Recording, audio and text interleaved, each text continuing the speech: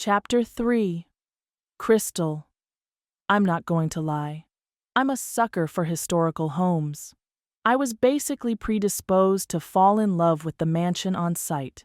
He'd left the enormous front door open for me, and my dilapidated luggage seemed altogether out of place in the veritable palace I was entering.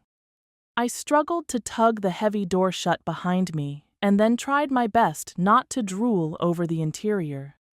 The floors were inlaid with black and white marble tiles, which created a delightfully traditional checkered pattern. Although it was exquisite, the surface beneath my feet didn't hold my attention for long because there were so many other wonderful things to look at. My eyes couldn't decide what to focus on, as every direction held some new joy for them to behold. Even the ceilings were fascinating. They were covered with hand-painted murals and bordered by richly carved crown molding. The artwork was strange. Instead of your run-of-the-mill classical paintings featuring predominantly naked people and plump floating cherubs, the scenes leaned strongly towards the occult. Wickedly handsome creatures appeared to be feasting on equally lovely women in the first stretch of the mural. It was super creepy, yet fascinating at the same time. The word vampire sprang instantly to mind, and I couldn't help but wonder who would pay to commission such violent scenes. As I continued into the room, the mural transitioned to something vastly different, although equally disturbing. Rabid animals were feasting on the wicked creatures from the first section in graphic detail. Holy intestines, Batman! That's disgusting! There was a greenish-blue tinge to the artwork that made everything seem darker and more sinister. Wolves were running off with entire limbs gripped in their muzzles. Crows were pecking eyes out of people's sockets, while the victims sought to fight them off. At the center of the mural was a fierce-looking bear covered in elaborate battle armor. I actually found it attractive in an anthropomorphic kind of way, but I tried to push away the ridiculous notion. Secret overshare moment. I've had a crush on Justin the Rat from the animated Secret of NIMH movie ever since I was a little girl. I can't really explain it, but it probably had something to do with his snazzy uniform and the rich timbre of his voice. Stop judging me already. I told you I couldn't explain it. The warrior bear was evoking the same inexplicable crush sensations in my brain. I so needed therapy. The really expensive kind that ended with pharmaceuticals. I'd never seen anything like this mural before, but I was reasonably certain that I was going to have some freakily intense nightmares about the paintings. You know, the kind where you wake up drenched in a sticky layer of your own sweat? The kind of dreams that you actually remember the next day, even though you just want to forget them, because the last thing you want to do is have a repeat episode. The only thing worse than experiencing a spine-tingling nightmare is having to endure it repeatedly. To the side of the bear was a fierce woman with fire shooting out of her hands. She had long brown hair, and even though her clothes were covered with blood, they looked expensive, not to mention gorgeous. The woman was beautiful in a way that would never go out of style, but it wasn't her looks that drew me to her. It was the fact that a magical power seemed to emanate from her very body. She was setting alight a large pile of bloodied corpses a few yards away, but she wasn't holding matches or a torch. Whatever power she was using to fuel the flames was otherworldly, and this feeling was furthered by the fact that the flames were a sickly green, instead of the oranges and reds of which fire is usually comprised. There was something eerily familiar about the woman, but I couldn't quite put my finger on what it was.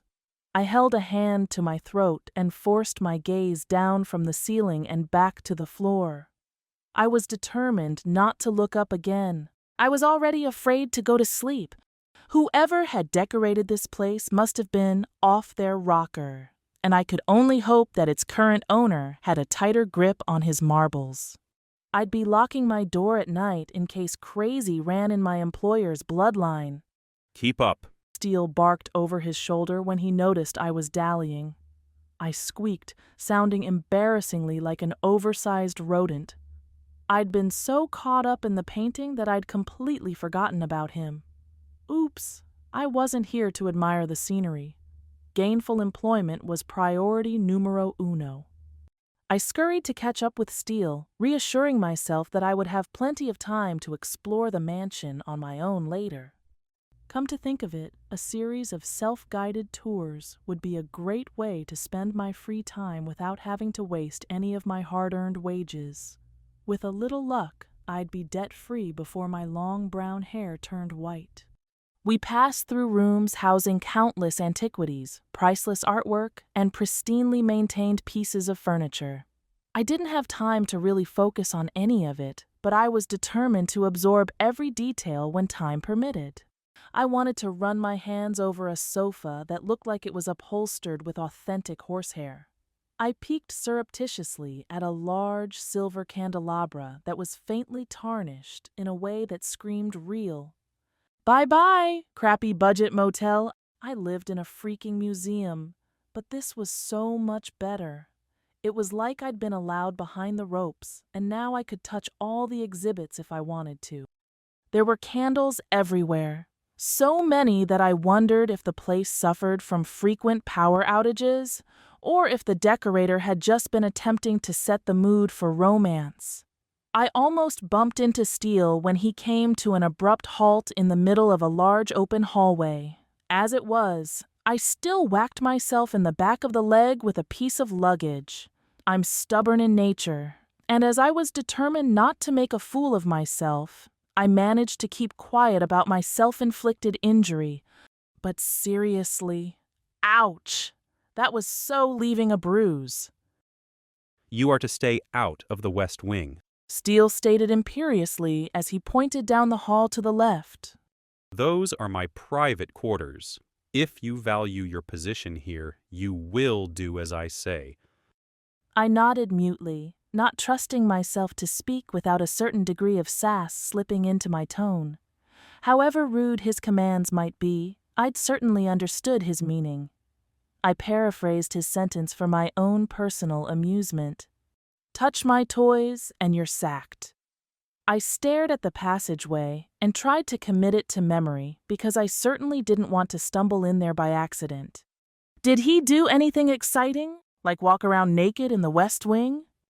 Somehow, I doubted he did. The man was far too cold to possess a passionate or wild nature. He probably slept in a suit and tie.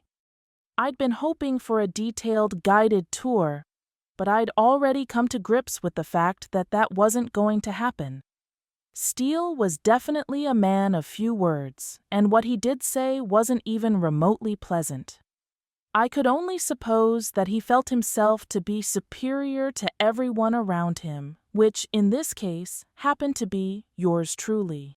This meant he was unwilling to waste his precious breath on something as trivial as small talk. Servant class, party of one! I wondered briefly if there were other employees. Given the size of the estate, I figured that there had to be others. Hopefully, one of them would be nice enough to satiate my need for pleasant conversation every now and then. Otherwise, I was bound to get lonely fast in the sprawling mausoleum. While I'd hoped to have a moment or two to myself upon our arrival, it became readily apparent that I would be plunging into my mysterious new duties straight away. So much for the hot shower I'd been dreaming about all day. Gone were my lovely fantasies of changing out of the world's ugliest suit. It had already been a harrowing day, but I was fast learning that I needed to abandon any expectations of having me time. I wasn't even one day in, but I could already tell that being his personal assistant was bound to suck big time. The ad should have read, "Master-seeking servant." That would have been a more accurate description given the palatial setting. They'd probably been afraid that would have brought in the wrong kind of crowd. My mind skittered back to the missing details in my sketchy job description. If I was the only person at his beck and call, did that make me a butler or something? Should I lump a pillow under the back of my shirt, hunch over, and start calling out, "Master"? Doctor. Like Dr. Frankenstein's servant Igor. It actually sounded kind of fun now that I'd imagined it, but I somehow doubted my stuffy employer would find it amusing. I dropped my bags off inside an incredibly lavish room that I was told was mine. I would have to ooh and ah over it later because the epitome of impatience had already disappeared from sight. I raced around the corner, eager to catch up lest I elicit more of his displeasure. The place was like a giant maze, and I anticipated getting lost. A lot. I was out of breath by the time he stopped inside an enormous kitchen. The room was as imposing as its master. Was I being demoted from butler to scullery maid? The darkly stained cabinetry rose all the way up to the ceiling. I was going to require an industrial-sized ladder if I ever needed anything from the top shelf. While the rest of the house had been filled with antique furniture, everything in this room was modern and top of the line. I wasn't a fancy chef or anything, but even I recognized the monstrous Viking range when I saw it. I could almost see the infomercial now. With just 19 small payments of $999, you too can own a Viking. I couldn't cook at all, but that didn't stop me from imagining the power of 6 burners and a griddle being employed all at once. I was so enjoying my fantasy that I didn't realize he'd spoken. Crap. The man was literally glaring at me. He cleared his throat testily, which clued me into the fact that I definitely zoned out during one of those rare moments when he deigned to grace me with the dulcet sound of his voice. This is the kitchen, he repeated brusquely. My cook is currently on an extended vacation, so I will need you to prepare some sort of light dinner for us. Can you handle that? Of course, I answered quickly, hoping that the world's largest walk-in pantry would have at least one box of mac and cheese tucked away in there somewhere. Chef extraordinaire I am not, but I can boil water and stir with the best of them. Make sure to check the expiration dates. Mrs. Turner is elderly, and her life was directly impacted by stressful times of economic uncertainty. Because of this, she refuses to throw anything out. You make an old woman cook for you? My estimation of the man plummeted even more.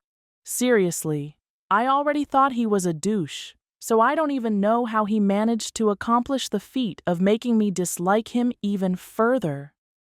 Mrs. Turner insists on making herself useful. I try to encourage her to take frequent vacations to visit her friends and family, but she always returns to her kitchen. Regardless, I fail to see how Mrs. Turner's decision to work for me is any of your concern. Sorry, I'm sure she's great, I hedged carefully. The dining room is just through there, he said, pointing towards one of 4 sets of doors leading out of the enormous kitchen.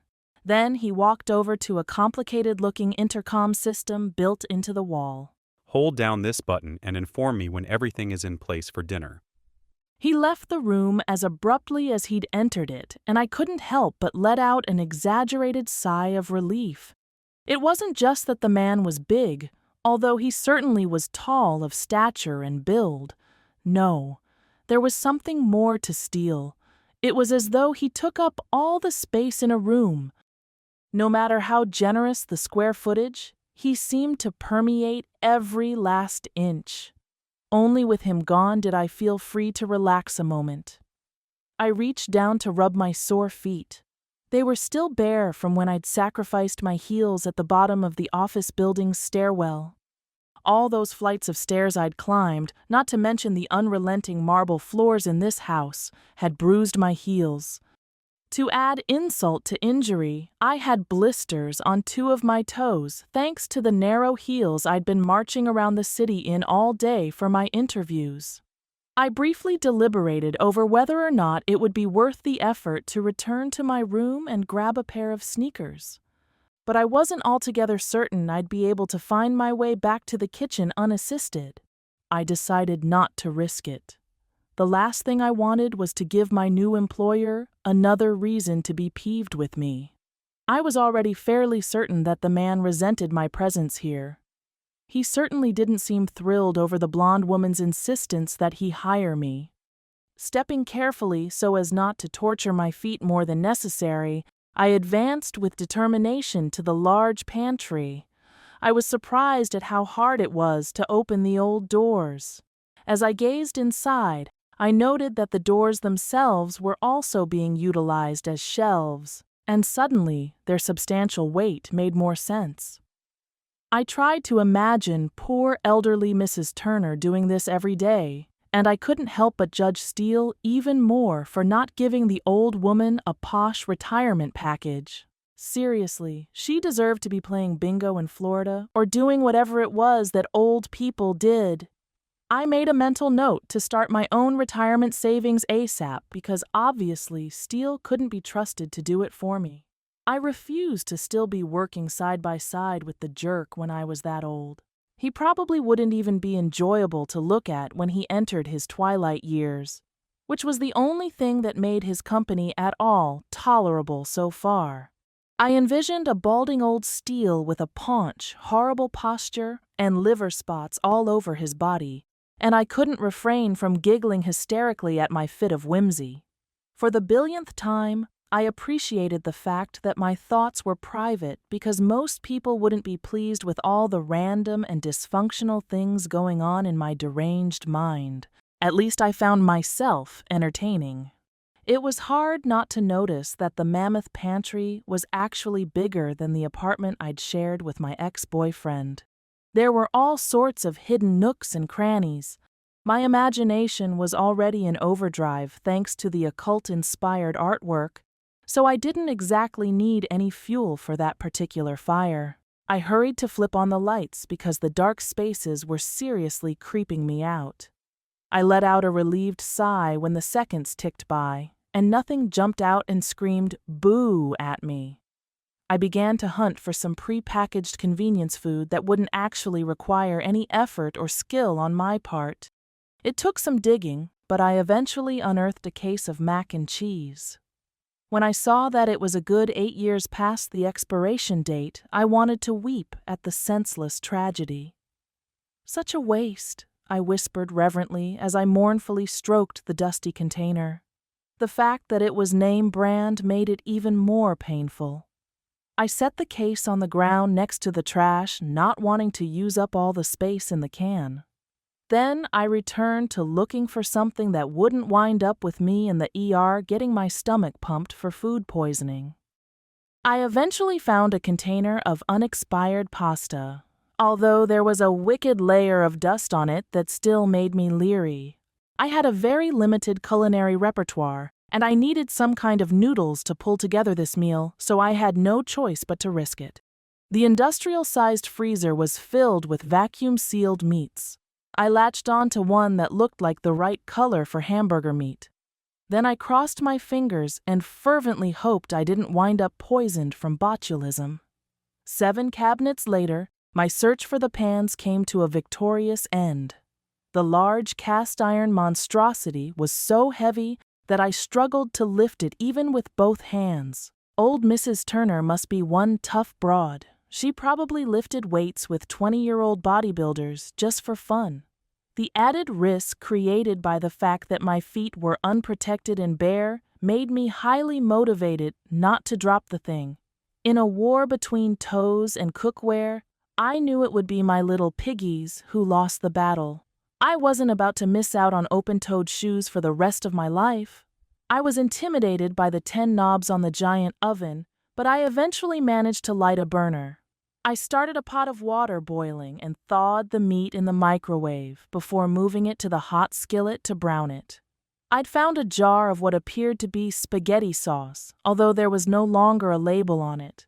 I sniffed at the jar after I opened it, and it smelled okay, but I wasn't exactly an expert on expired food. This sauce was the riskiest component of the whole meal, but I was all out of ideas, so it would have to do. I sprinkled in an array of spices until the mess at least smelled quasi-Italian. Then I heated up some corn I found in the freezer. I transferred the food into fancy silver dishes and moved those onto some wooden trivets on the massive dining room table. The monstrous affair looked like it could easily seat 50 people. I set the table for 2, although I wasn't sure if I was expected to eat in the kitchen by myself. I couldn't help but admire the pretty blue pattern on the china. I'd never seen anything like it. I filled a large crystal pitcher with water, set out 2 glass goblets, and decided on a whim to light one of the million candles I'd seen as well. Crap, he's going to think I'm trying to seduce him, I muttered when I saw how romantic the setting looked. I quickly blew out the candle and waved my hand to help the smoke smell dissipate faster. I returned to the kitchen just long enough to announce, "The food is ready," into the fancy intercom system, and then I went back to sit down in the formal dining room. 15 minutes crawled by, and I was beginning to wonder if I'd pressed the wrong button. By the time I heard his footsteps approaching, I was seriously considering holding down random buttons on the intercom until I evoked some sort of response. I was so hungry, waiting was a challenge. "Did you burn something?" he asked, wrinkling his nose distastefully as he strode into the space. He had a strong, purposeful way of moving that made me want to stop whatever I was doing and watch. Okay, so maybe I wanted to snap a few photos to remember him later while I was at it. Nope, I lied, choosing not to bring up my unintentionally romantic lighting of the candle because I certainly didn't want to explain why I'd snuffed the flame. I lifted the domes off the dishes, and it was only then that I realized I'd forgotten to grab serving spoons. "I'll be right back," I said anxiously, and my bare feet slapped loudly on the tile as I ran to the kitchen. I had to hunt through 5 drawers before I found what I needed. I ran back to the room, wielding a ladle in each hand. Uh-oh, he didn't look happy. Was the peeved look just his natural expression? "Why aren't you wearing shoes?" Steele asked pointedly. His right eyebrow arched up quizzically as he gazed down at my feet. "The elevator was out of order at your office when I came back. I ditched the shoes so I could run up the stairs." "You ran up 40 flights of stairs?" he asked incredulously. "Apparently I did," I laughed, remembering how close I'd felt to a heart attack earlier. I guess I was in better shape than I realized. It was a good thing I hadn't known how many stories the building had, because I probably wouldn't have attempted the climb if I'd known. Steele shook his head ruefully, but didn't speak again. Every once in a while, the corner of his mouth would lift up as though he were greatly amused by something, no doubt my stupidity. Dinner wasn't great, and I had only my subpar kitchen skills to blame for it. Actually, the more I thought about it, it was really his fault. If he'd wanted to hire a cook, he should have said so in the job listing. Personally, I was ravenous, so I wasn't feeling particularly picky. I helped myself to a second serving while he barely touched his food. I thought maybe I should order a Cooking for Dummies book or something. I bet they made cookbooks for children. That seemed ideal because I could probably handle ultra-easy recipes that involved lots and lots of microwave use. After a few minutes had passed, he pushed away his plate and met my eyes across the table. "You will need to hurry in order to clean up this mess in time. While you are here under my roof, you will adhere to my rules. Between the hours of 10 p.m. and 8 a.m., you are to remain in your bedroom. You are not to come out for any reason.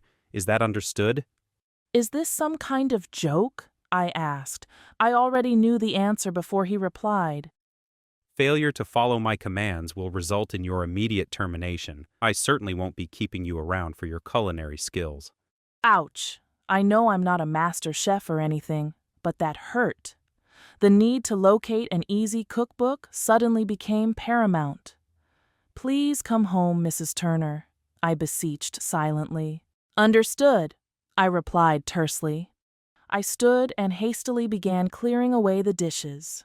Now that I knew I had to do cleanup as well, I regretted transferring the food to the fancy serving dishes.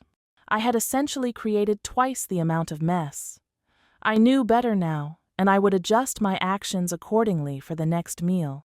There had to be paper plates somewhere in that beast of a pantry. The kitchen wasn't exactly spotless when I finished, but according to the clock, I only had 15 minutes left to find my bedroom before I got sacked. I wasn't proud of it, but when I heard a loud chiming sound in the distance, I started running. I may or may not have squeaked like a mouse again. Did I have any pride left?